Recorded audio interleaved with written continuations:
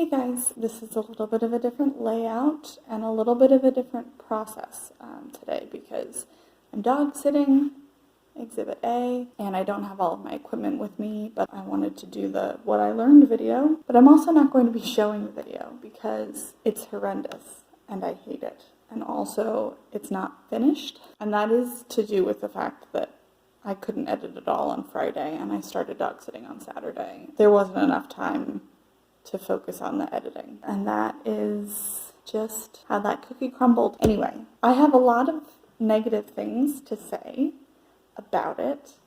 I'm going to limit myself to 3, and I'm going to give myself 3 positives. So, the things that I learned from this experience. One thing that I need to practice more is filming in public. This is the biggest issue because I could have made an okay short if I had been willing to film in public. It would have been embarrassing, but I would have gotten over it, and the visuals would have been a lot better. The second one sort of leads into that, and it's that I need to start asking for assistance from people. Now that it is kind of difficult because I am doing this during the work week. So people who would be willing to help are probably not available because they have jobs. Also, people who would normally be willing to help, if I had done this last year, are unable to help because of COVID and social distancing.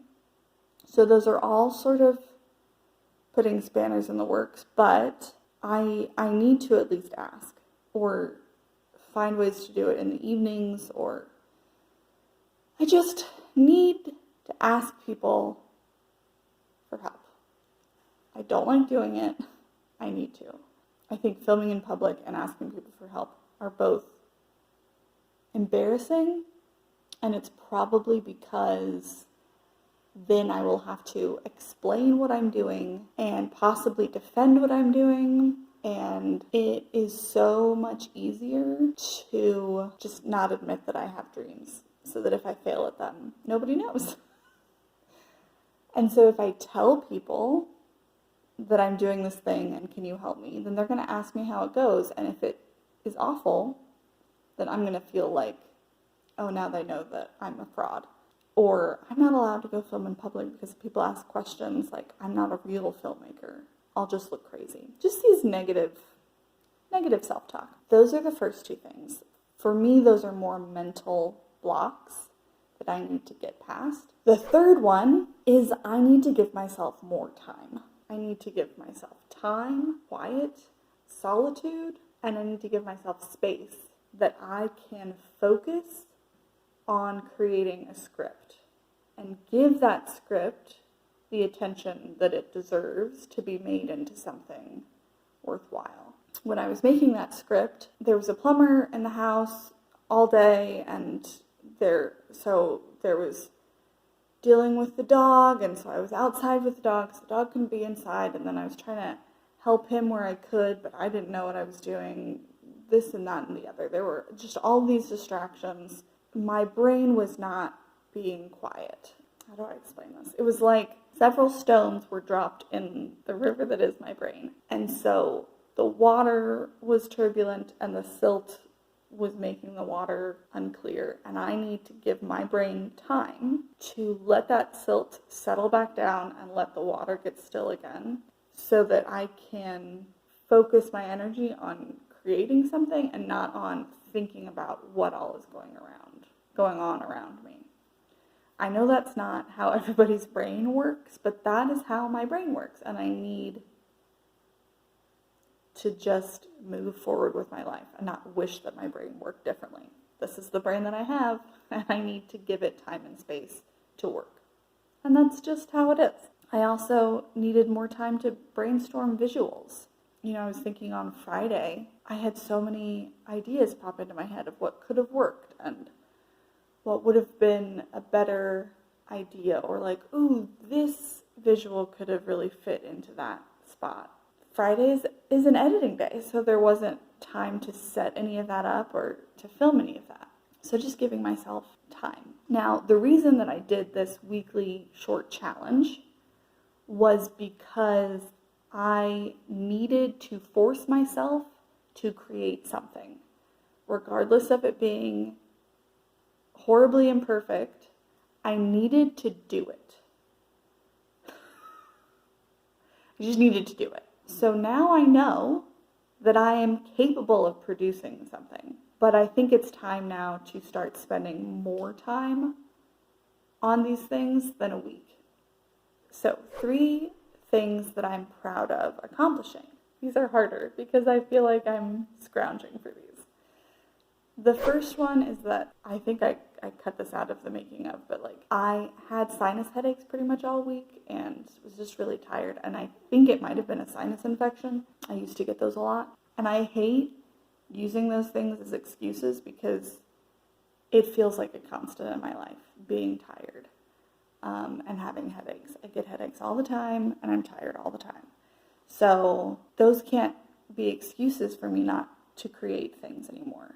So a thing that I'm proud of is that I did not cop out of the challenge this week because I wasn't feeling up to it. I did it because I could have just laid in bed and done nothing. The second thing that I'm proud of, I accomplished it. There are hurdles every day and there are hurdles every week. You know, a lot of the movies that get worked on don't actually come to fruition. They don't go to theaters. They don't get released. They just sort of peter off. And so that's going to happen. And yeah, the short was not good this week. And it would have never been released, you know what I mean? But I stuck with it through the end of the week. Problems that are outside of your control will always happen. And are you going just to throw in the towel? Or are you going to keep moving forward? So I did. I kept moving forward. I worked through Saturday night to get what I got, which is a weird line to walk. Like, well, it's not good and you didn't actually, like, there's no video exported because I didn't get to finish it, but I didn't give up on it. I went through to the end of the deadline. When it is easier for me to just sit back and be like, okay, you know what? I'm done. I'm just going to go lie down.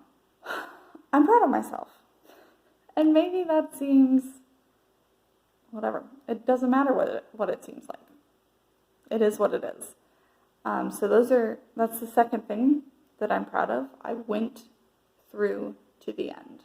The third thing that I'm proud of myself for doing is I think some of the shots that I got were okay. I think some of the editing that I did was nice. There's this shot of me standing in the sun. I'm like talking about how I'm thankful for my freckles because I got them standing in the sun. I'm proud of that shot and I'm proud of that edit because it was a glimmer of the vision that was in my head. So those are the 3 things that I'm proud of myself for doing. And next week is going to be a little bit different. It was Thanksgiving yesterday for you guys. Happy Thanksgiving. I didn't really think about that when I said a 4-week challenge in November. I didn't really think about how the last week is Thanksgiving and how I'm dog sitting and I don't have my equipment. So, not the whole week, just part of the week. Anyway, that being said, this is the last of the November challenge. Next week, you'll see on Tuesday what happens, but it's not going to be a making of short. So, I hope you guys have a really good Thanksgiving. I hope you enjoy time with your family. And I hope that if you struggle with any of the things that I talked about in this video, I hope this is encouraging to you. You can take steps towards your goal.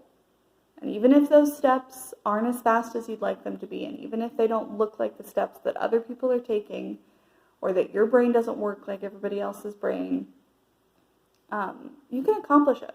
Whatever it is that you want to do, whatever that next blank page is, you don't have to be afraid to write on it. It's going to be good because you chose to write on it. So have a great weekend. I'll see you guys on Tuesday.